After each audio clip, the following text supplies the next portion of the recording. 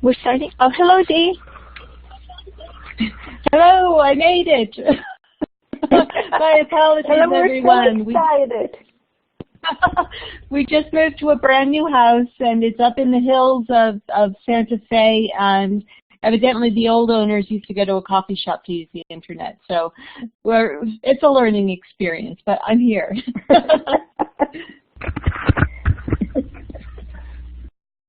We are so very happy that you made it. So, should I just launch? I think Grace is going to do the honors, and we're going to introduce you, and then we're going to go right into it, right? Yes, so we'll get started. So welcome to the SLA Student Group Talk Series. I'm Grace, and the Program Director, and thank you for joining us tonight for DeeMagnoni's presentation, Leveraging Your Professional Activities and Relationships. We appreciate your time during the end of the semester and a holiday week. So our series features distinguished information professionals who provide insight into the profession, as well as guidance and support for students. This is the last talk of the semester, but we have 3 talks scheduled for the spring, so make sure to check our website or get on our mailing list for more details. And I'll putting the link in right now. For both, our email where you can sign up to be on our list and our website. So our tonight's talk will be recorded and available in the next few days on our website. And you can check back here for a link. And then please feel free to post any questions in the chat box. And we will also hold a Q&A at the end. And if your schedule allows, we hope you will stay for a post-talk chat after the talk and mingle and get to know one another. Now, I would like to introduce the chair of the SLA Student Group, Asha Zelaska-Elliott. Yay, thank Sorry, you, I Grace. mingled your name. Hello. No, you did not. Hello, everybody, and thank you for joining us. I'm going to get right to it. And Grace has already mentioned everything, so I would like to welcome DeeMagnoni. Dee is the Research Library Director at Los Alamos National Laboratory, an active member and fellow of the Special Libraries Association, and a board member of the National Science Communication Institute. And this year, Dee was elected President-elect of the Special Libraries Association. Congratulations. I had the honor, actually Brian and I both had the honor of meeting Dee at the joined SJSU iSchool and Oregon Special Libraries Association reception during the ACRL conference, excuse me, in Portland. And we had a chance to chat there, and this is how I was able to invite Dee to come and talk to us. And I would like to just a little plug here. I would say that this may be considered an example of what Dee is going to share with us tonight, which is insights and tips on leveraging professional activities and relationships. So without further ado, let me turn the mic over to DeeMagnoni. Thank you. Thank you so much both for the invitation and the mic's now mine, isn't it?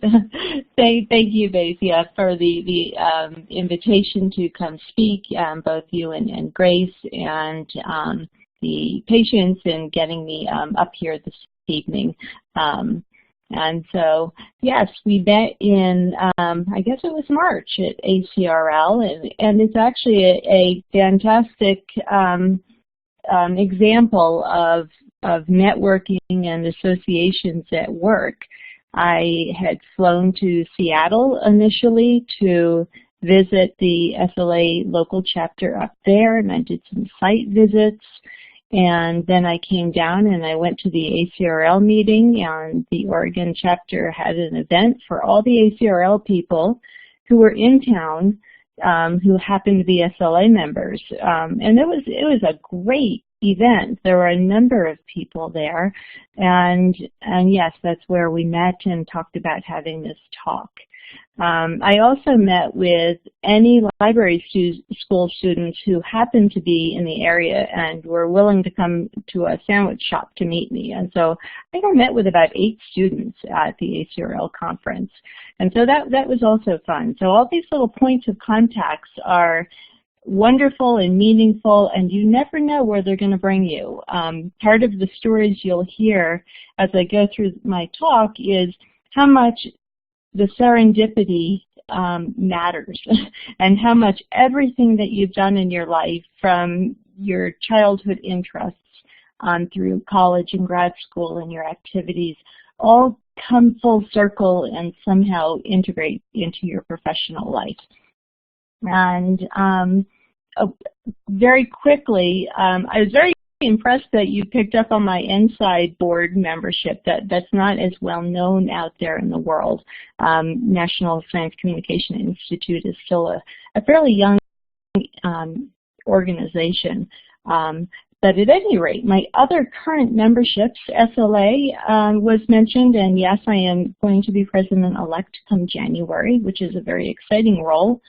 I am still a member of ALA. I've been a member of ALA since library school, and through that ACRL.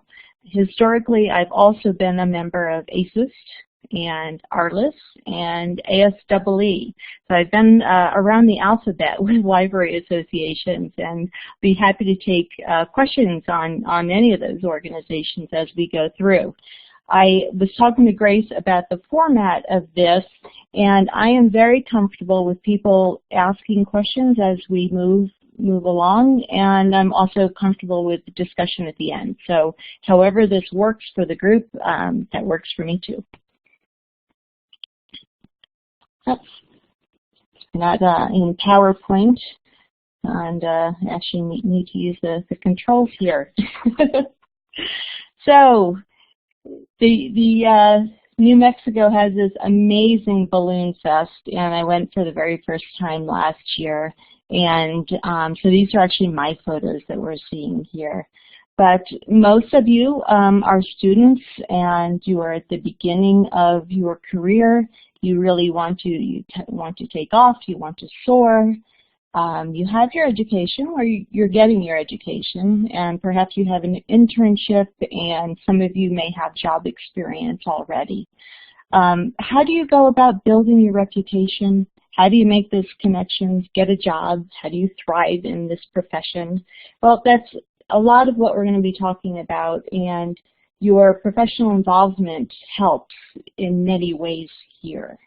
I was a student at SUNY Albany, and when I was a student there, I joined ALA, SLA, and ASIST at the student rates. And I think those 3 memberships combined were, I don't know, $100 or something at the time. And I went to the conferences as a student, and 4 of us would be in a room to make it affordable. But at any rate, as a student, it's much more affordable to play around with associations and get started. So the WIFM, what's in it for you? Why should you get involved? This picture's not mine, but I do like this curious cow. And actually, I think curiosity is one of the strongest things we bring to the table, the strongest success traits. And it's actually something I look for when I'm hiring new staff. But building your network, it's a very, that's what people say first, so I'm certainly not telling you anything new there, as well as finding your mentors. But the very first time I went to an SLA conference, I walked into an information technology division board meeting. I had seen that it was an information technology session, and I was interested in technology. So I walked into the room. I didn't realize it was a board meeting, and it was very quickly obvious that it was a board meeting. And being a young professional, I think I was just out of grad school at that point, I was highly embarrassed and tried to make a quick retreat. But there were a couple people in the room. They were very welcoming. They invited me not to just sit around the edge of the room, but even up to the table. There was enough chairs. And so I sat through the meeting, and being a good volunteer, I've always raised my hand. By the end of the meeting, I was already involved and had my first volunteer experience. Hope Tillman was one of the people there in the room. She made me feel very welcome. And we later went to dinner, and she became a lifelong mentor and then a friend. And so you never know, there's one of those points of serendipity where some small decision is going to actually lead to something important. I went on to do many things within the information technology, the IT division, and I was eventually the chair of the division. My first, at the chapter level, I moved from SUNY Albany in upstate New York to Rhode Island, and I sent an email to the person in charge of jobs, that's frequently a volunteer role at the chapter level, and asked what resources there were. And she invited me to a meeting, and she wasn't able to get me a job. She did have good contacts, but they were also a very small chapter, unlike the New York folks.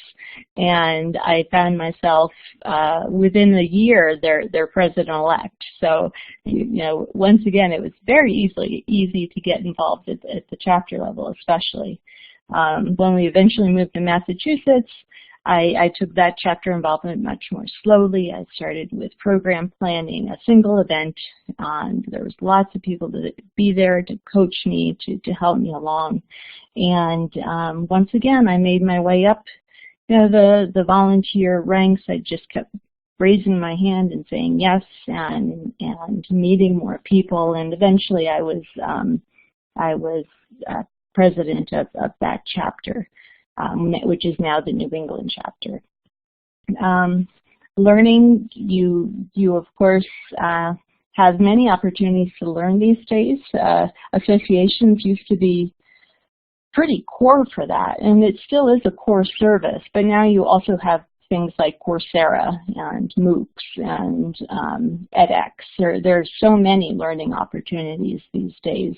One of the things that associations offer is helping to aggregate these to help point you to them. But we do, at the conferences, there are, of course, all the traditional CEs and professional development opportunities there.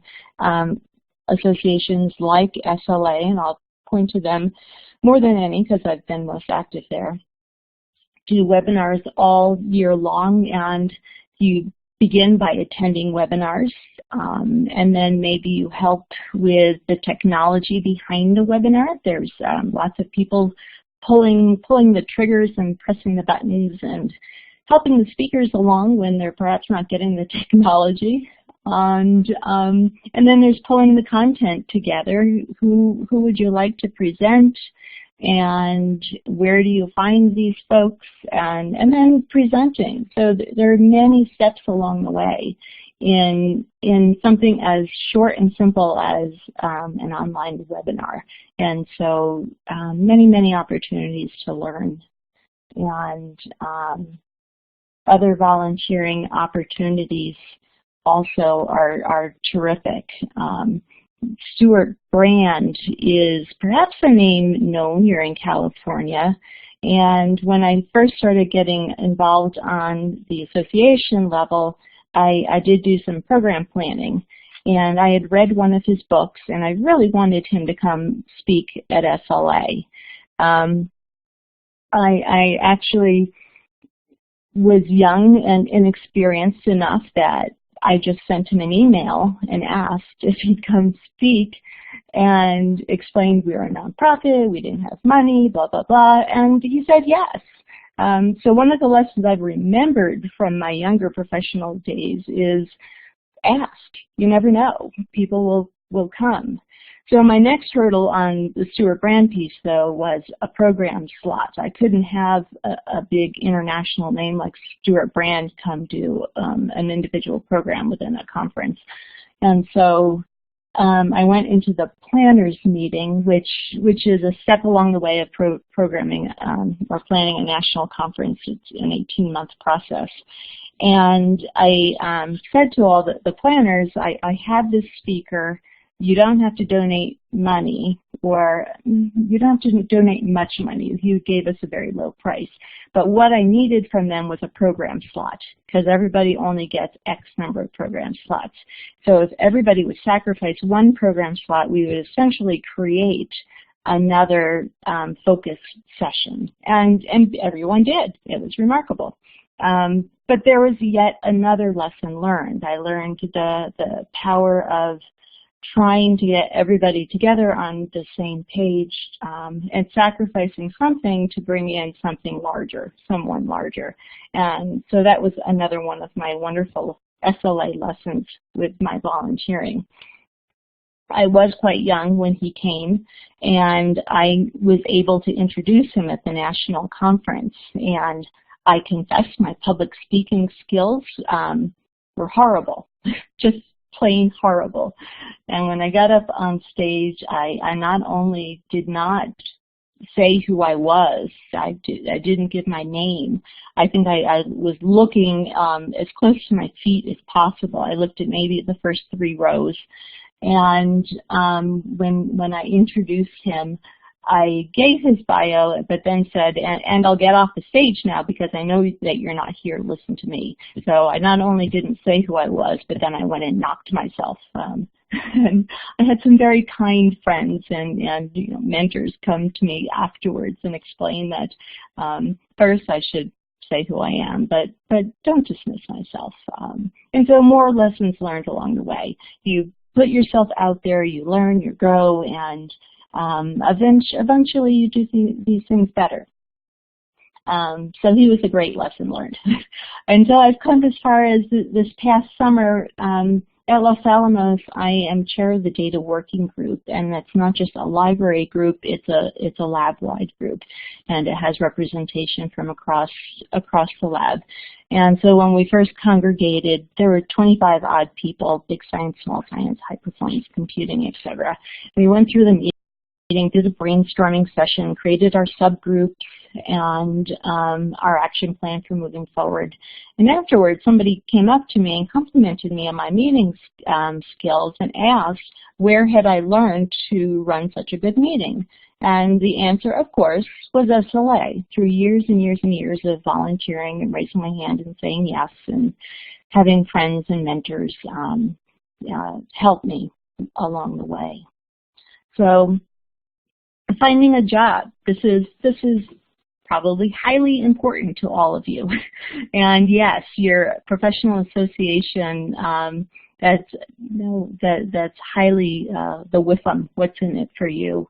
And 2 of my favorite jobs that I've had were direct consequences to my professional involvement. Although once again, a lot of this is serendipity. My first, I was active in the Information Futures Caucus, and I volunteered to lead a book discussion of Peter Schwartz's Art of the Long View, which is a scenario planning book. And I led that online, had a lot of fun with it. There was lots and lots of active discussion. But as in any discussion, there was also lots of lurkers.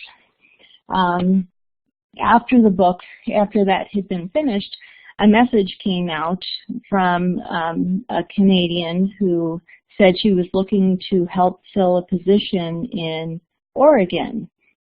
And it just so happened my husband and I, with our family, were going to move to Oregon. So I replied and told her, this is fantastic, I'm moving to Oregon, what kind of contacts do you have, you know, can we talk? And I pulled one of those classic mistakes of replying to all instead of replying. And fortunately, when I replied to all, one of the lurkers on the conversation had seen me lead this book group, and she was placing somebody in an advertising agency there. And she asked me if I would be interested in having a conversation with them. They're Wieden & Kennedy. They do the Nike ads. They're best known for that. And so I said, sure. And so I went to Oregon and had the conversation with this advertising agency, Wieden & Kennedy, that I had never heard of before. I had never heard of the person who reached out to me, Grace Villanorma, and said that she'd like to introduce me to these folks. When I sat down for my interview, I looked up on the shelf, and what book was there but Art of the Long View? Sometimes the dots just connect. Because I had been a librarian at MIT, the person looked at my resume and said, essentially, I was a brand. I was coming from MIT. I must be real. And so after that, we just talked about Art of the Long View. And that was the end of the interview. I got the job. And so these serendipitous connections, once again, can really pay off. And there, it was a volunteer experience. I had led an online book discussion. And let's see, what was the other? Oh, coming to Olin College of Engineering. That was the other one, and that was a Hope Tillman connection. I was out in Oregon, and this a brand new school started up, Olin College of Engineering. They were hiring a librarian, and my background is actually STEM. Advertising was a bit of a curve in my road. And so I was asked to apply for that job, and I did. And once again, I was able to get the job. And once again, I hadn't known about the position. I was asked to apply.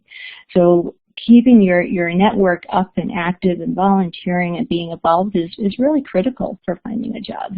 My last job coming to Los Alamos, it's only an indirect SLA success story as far as that goes.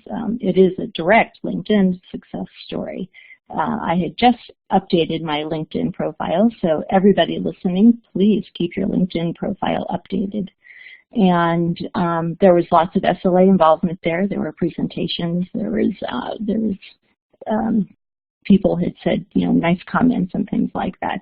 And someone from Los Alamos actually reached out to me and asked me to apply for this position. Once again, I didn't know the position was active or open. So association involvement didn't directly get me my job, but it gave me the content to put on my LinkedIn page to have someone interested. Then finally, friendship and fun, that's what comes after years of working with people. Mentors turn to friends, colleagues turn to friends, and that's where really my closest friends are these days, are within my associations. And my annual conferences are terribly important to me. So with that, we'll go ahead and talk about association fit. People in library school and iSchool are coming from all over the map. You may have interests from everything from your local school library through corporate information centers to knowledge management to all the emerging fields, bioinformatics, data, etc. And so how do you find the information or the association that is right for you? If you're in the very beginning of your career and you're not really sure what you want to do, I recommend something like ALA. It is a broad association. It does have divisions that fit many types of libraries and librarians. Not as many information professionals. It is a little bit more along the more traditional library path. If you have a specific subject focus, then there's a whole slew of associations. And I would put SLA up top there because that was really the beginning of SLA. There was corporate libraries, government information centers, museums, hospitals, and in those information centers and libraries were subject matter experts and librarians, or subject matter experts who were librarians. And so if you're a chemistry person, a bio person, health, museums, business and finance, competitive intelligence. SLA has a home for you. They also do cut across the subjects too. So L&D, that's the Library Management Division. IT, where I was first active, that is another cross division. And so that fits a lot, but then there's so many specialized associations. AALL is for law librarians. You'll see MLA ×2 on the slide because there's the Music Libraries Association, which people don't think of right away, and the Medical Libraries Association. And if you live in an M state, there's usually an M, the name of your state library association. I was from Massachusetts, so we had that too. MLA meant all sorts of things. ARLIS is for the arts, the art librarians or architecture librarians. I was a member of that when I worked in an architecture library, and then when I had a material samples collection at an engineering library. ASAA, that's if you're an academic engineering librarian, and it goes on and on and on. SCIP is for competitive information professionals. If you are a techie, there are also options for you. ACES is the alpha one, I would think. And there's RDA if you're a data person. Once again, SLA has the IT division. And there is, let's see, Grace was going to be loading, and we don't have to show her right now, but a resource where I put together some sampling of content. It certainly is not comprehensive, but it points to some resources as far as up, and I saw the link just went up. Links for different associations, and can certainly feel welcome to peruse that. Oh, and once again, just a reminder, you get student rates right now for just about all of those associations, so do take advantage of those. So, mentoring. I thought, once you're there, once you're involved, a lot of value that you can get out of an association is finding a mentor and a mentoring relationship.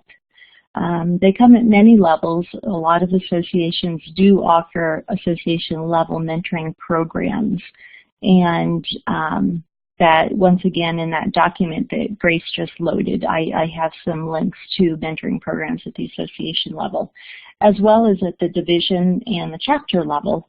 If you want to be involved locally with your local chapter, many of the chapters of associations have mentoring opportunities and programs. And once again, on that document, I list some of those. And down to the networking and individual level. This is sometimes those hallway conversations that you may have, or you get to know a colleague and you know they're an expert in X, Y, and Z, so you give them a call and ask for some advice, or send email or Twitter or chat, and see if you can follow up and have some questions answered. These things I call momentary mentoring, and I actually think they're extraordinarily valuable. There's not the intimidation of a long-term commitment, which can be difficult for either mentor or mentee. We are all so busy in our lives right now. And actually, I feel I've been a little sneaky in some of my mentoring relationships. I haven't told somebody they were going to be my mentor.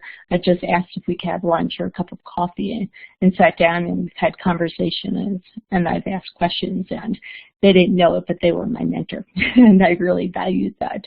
And I still do that actually in my current job. It's awfully important. Once again, people at work are very busy, and I asked actually one or two people about being mentors, and I could see fear come into their eyes. But I said, no, never mind. Let's just meet for coffee, and they're great with that. So if you want a low-level casual relationship, which can actually be quite valuable and lead to friendship, go ahead and just ask for those quick conversations. You'll see a link down here. The SLA LMD Volunteer Experience Task Force Voices of the Information Professional series on mentoring.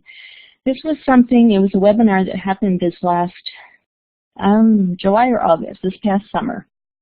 And the Leadership and Management Division partnered with SLA's Volunteer Experience Task Force to bring together a new webinar format.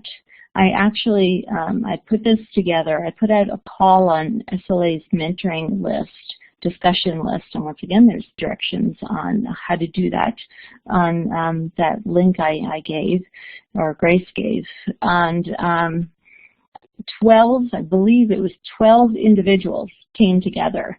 Some presented live, some created a video in advance and sent it to me, some created a storyboard and sent it to me, and I sewed all of these slides together. People presenting live had were up to 3 slides each and 5 to 7 minutes.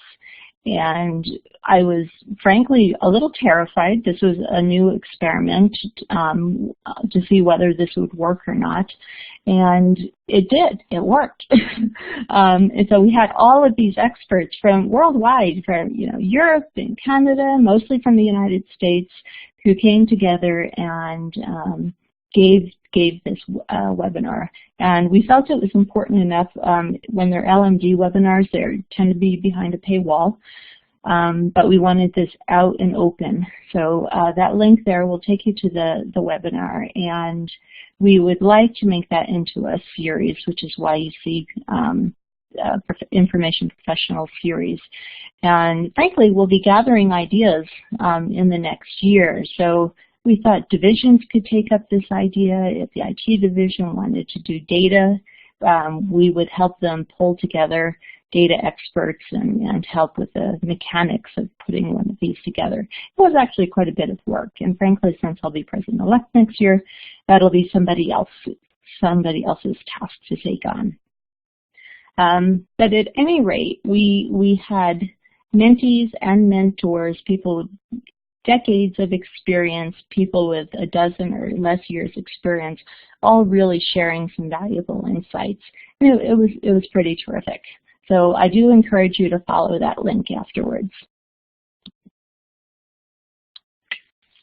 And so this comes to some getting involved all by yourself. When you do join, you should get involved, and you will get a professional lift. Part of how this happens will be finding your fit. And this is, I think, a try mapping. What are your personal interests? What do you want to do? Where are you interested in going? And then at what level do you want to be active? Do you want to be first active in your local chapter? Are you interested in joining a division? Or, once you get beyond chapters and divisions, there's committees and task forces. There's many, many levels that you become active on. And then there's the opportunities that are available. And so map the 3 of those together, and you can begin to set your course for becoming active. And if you want to become active with a division, but you can't attend the conferences, there are certainly opportunities there. You might become a discussion list moderator. That's very low-key. It's a nice entry level, but you would still attend phone board meetings kind of thing. Or if you have the techie skills, you can be in charge of the website. Or if you're interested in archives, that might be the path you want to go, is taking on the archives of a division or a chapter. Many groups put out calls for volunteers, so you can look for those on their lists. SLA just put out its call for volunteers for 2016, and the 2016 president will be pulling together those people and filling all the committees from there. Last year I helped Jill Strand, this year's president, fill her committees after she put out her call. Sometimes there are surveys that are sent out, so look for those. I'm sure there are many things that you do at the iSchool, like Grace with helping with this seminar series.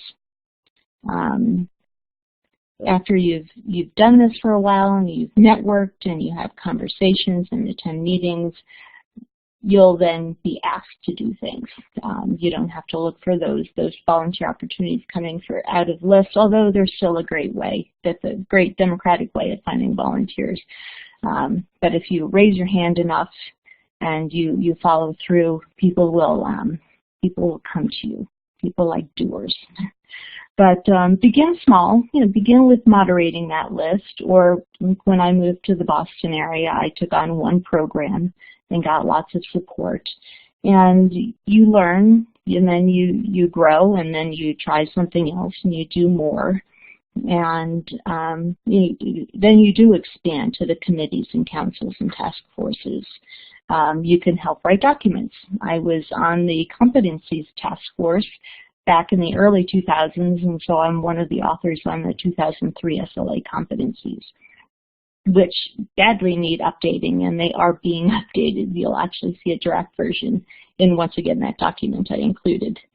And eventually this does lead to board activities, so national or / international involvement.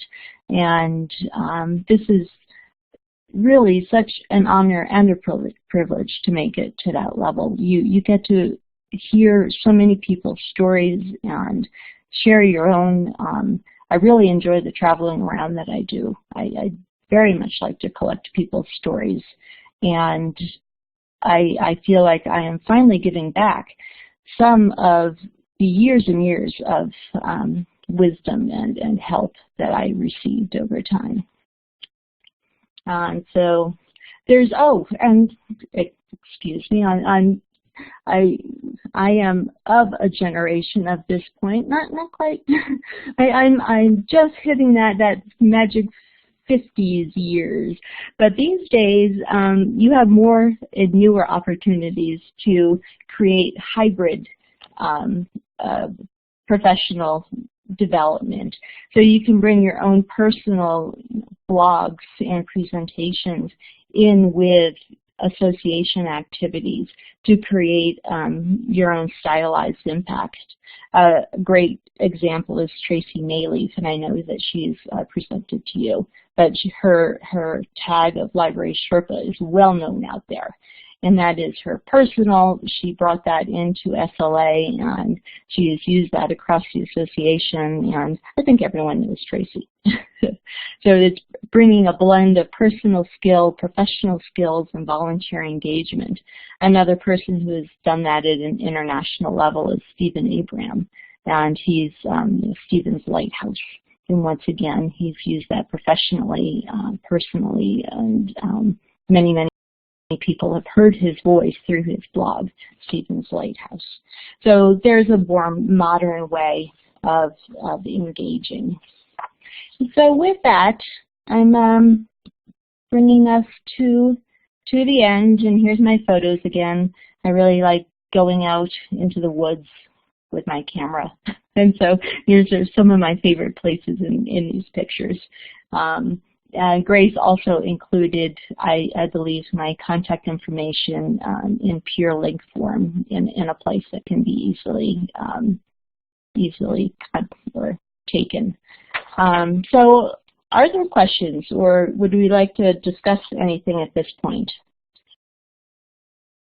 And with that, thank you as well. Thank you for everybody who's here tonight. Thank you, Dee, for a great talk. We're busy tweeting what you're saying, and both Tracy has spoken to us twice and is coming again in the spring, and Stephen Abram has also spoken to our group. I know that people had questions for you about this topic and also about your work at Los Alamos, and specifically the repository and gosh, I'm forgetting my my words right now. But I would like to open the floor to questions.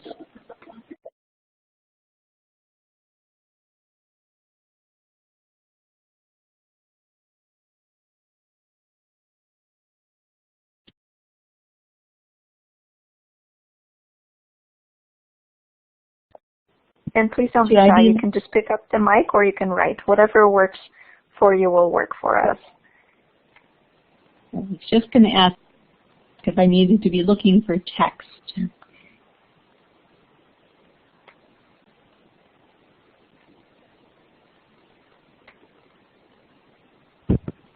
T, this is Rebecca. I'll help you read the text. I just said thanks for the good reminder to update my LinkedIn profile. Terrific, thank you. Yes, I wouldn't be where I am right now if it wasn't for LinkedIn. And the repository was just mentioned as well, and government agencies are behind academia. Institutional repository does not sound like that big of a deal in academia, but Los Alamos actually launched the very first institutional repository within the Department of Energy. So out of all the labs, we're the first to have one. And we are making our researchers, articles available to the public there. So that was a very large accomplishment for a government research lab, and I'm very proud of my staff for the hard work they did over the last year or two to make that happen.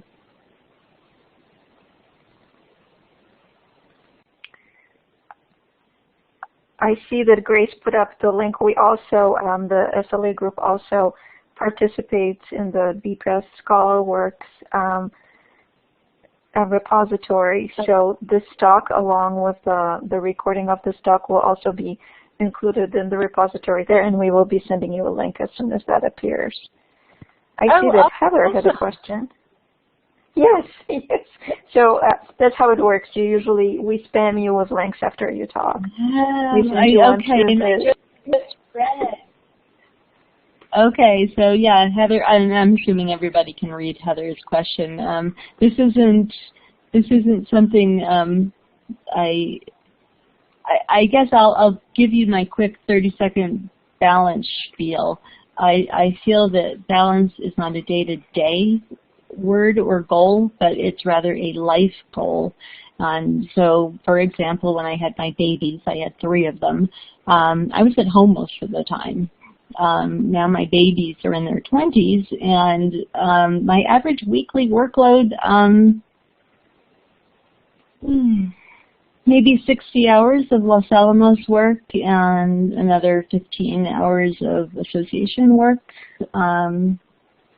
You would not call me in balance right now. But if you count those years when I wasn't doing this level, I'm perfectly balanced. It's just balance over time. And I'm happy and engaged, and I think it all works out. We'll see, I guess. But Los Alamos is an amazing place with intense and dedicated researchers, and it's hard not to kind of step up and be just as dedicated with them. Although you might say that, everybody should go home an hour earlier, and maybe that's okay.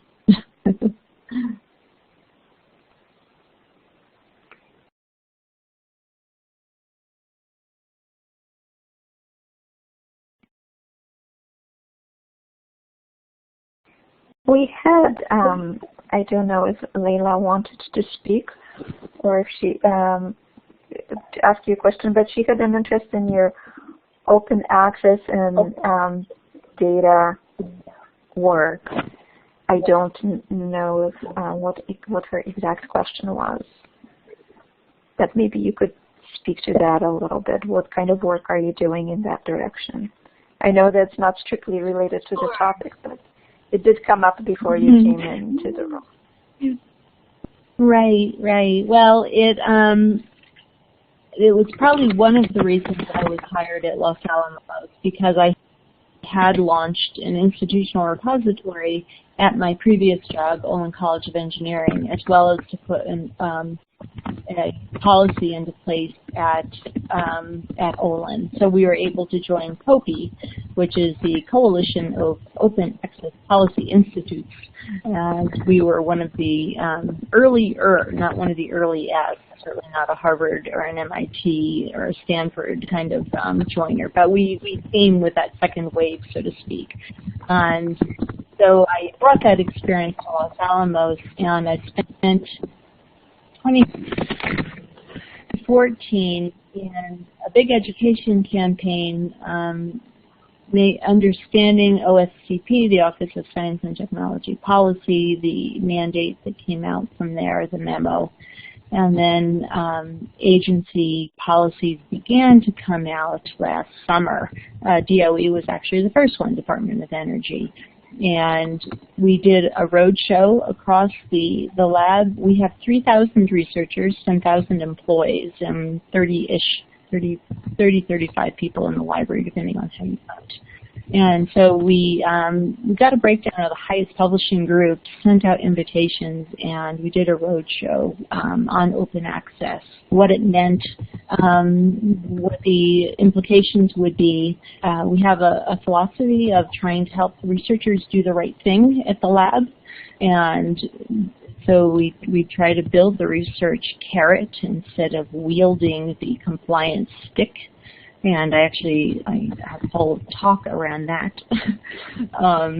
But so we talked about the workflow, how we were helping, how we were going to make that compliance piece as easy as possible. And that's what we spent an awful lot of last year doing. The repository work was done this year. We put it in philosophic place last year, but to actually build an external repository was much more work. We had an internal one, but it was quite a shift in philosophy and mechanics to make an external version. And because we're Los Alamos, we have lots and lots of research that never makes it to the public side.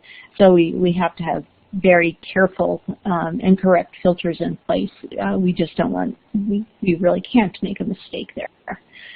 And so that has been the open access road. There's a document that we have internally, the review and release of scientific information at the lab, and that was authored by a previous library director there, and we needed it to update it to take into account open access, both for publications and for data. And so we did that this year as well. Data makes open access look like low-hanging fruit. Data is incredibly complex and varied and distributed. And we have it back to 1943, which is, I know, young for some, but it's still complex enough on old machines or not even on machines. And we have reels of film that we are rescuing right now. Not we, but the archives, because we're actually losing the very important data on those films. They're disintegrating. And so, bringing together these stakeholders from across the lab was very critical. And it was a little bit of a Stuart brand story there. I had only been at the lab less than 8 months. I'd been there 7 months when I approached my boss and said this was something that was needed, and could I bring together a group of stakeholders from across the lab, and could I be in charge of it? And, remarkably, he said yes. I'm not sure if he was giving me, the rope I needed to hang myself with, or if he just had, enough confidence in me and said go for it. But at any rate, as a relatively new person to the lab, I was allowed to go ahead and embark on this initiative. We've had a lot of lessons learned in our year, and we're shifting some things around, but still we are moving data forward. Once again, academia and then Europe and other parts of the world are far, far ahead of us, but we're getting there. We're at least getting some infrastructure and understanding and people in place, which is fantastic. That sounds great, and obviously your supervisory or director's trust in you was not misplaced. Well, we'll see. So far, so good.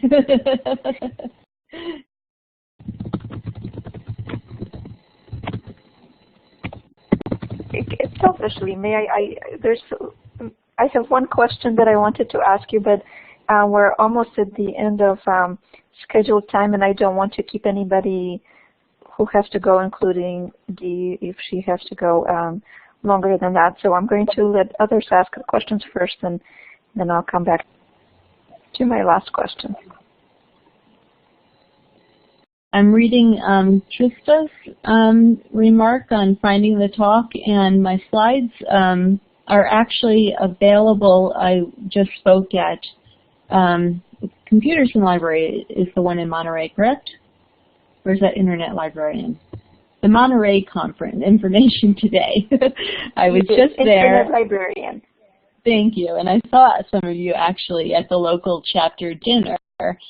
But I gave that carrot and stick talk at the conference, and those slides are available online.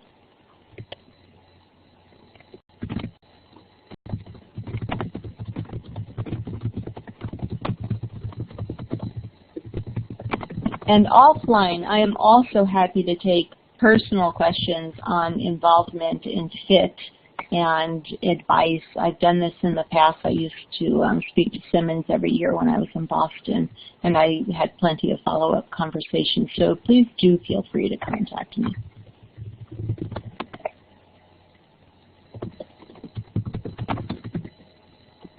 Thank you. That's great. Oh, thank you, Grace. I could hear the typing, and I thought that Grace may be able to pull it up for us before the end of the talk. Now, one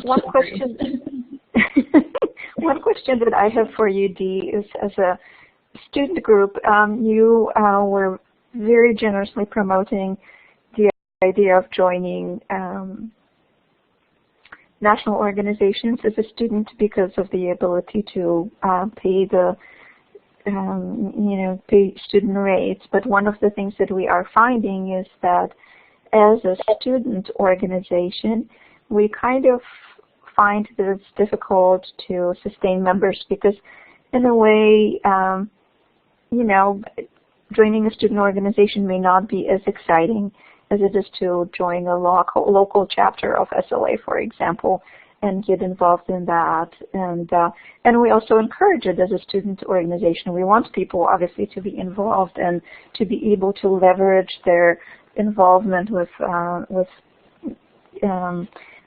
organizations in a professional way, and that's much easier to do if you are already involved with a local chapter or the national organization as opposed to a student organization.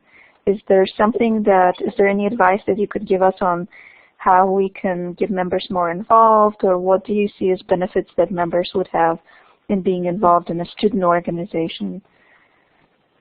I'll stop there because we're almost done. Sure. Back in Boston, I was very close to Simmons, that local library school, and they had a pretty decently active student group. On the Selfish SLA side, there is very close engagement between the student group and SLA, and we did a lot together, which was win-win for both.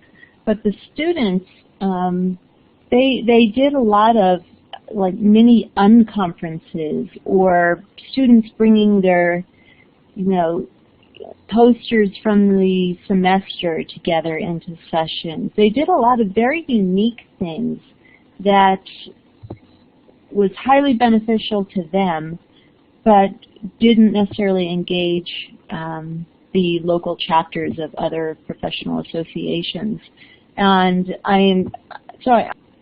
am guessing, if you wanted to poll some of the major library schools to see what their student groups are doing, I believe the University of Toronto has a very active student group, and just maybe see what some of those groups are doing. You could perhaps even form a loose coalition of student groups and exchange ideas. Yes, we're already collaborating with Simmons, and but you know, one thing that we find really challenging is that we are a virtual group, so we don't have as much. Yes, it's harder to do it when there are no when we can't have local events. But our group is pretty active. We do have. We do well, but we're always interested in improving the experience for our members and also in becoming even more involved with the student life. Those Twitter chats that are done, the LMD division of SLA does them. Frankly, Tracy Maliuk is the expert there. She leads many of these. They work really well for virtual groups. And, you know, you give some readings out in advance, 4 readings generally. It takes an hour, and each 15 minutes you discuss a question that revolves around one of the readings.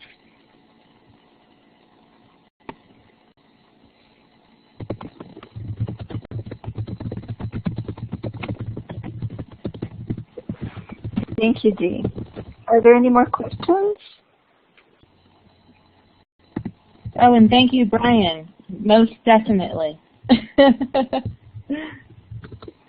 it also teaches you that balance trick. I had my three kids when I was in library school. They were 0, 2, and 3. And so talk about, you know, trying to stand on top of the bouncy ball. It was a challenge.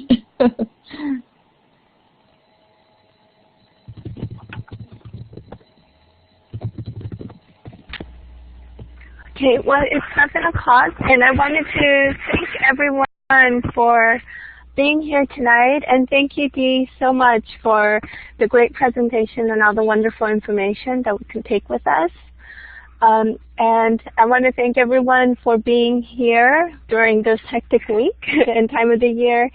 And now we will, if you need to go, we understand, but Heather will lead our post-talk chat, and we'll get to have fun and stop the recording.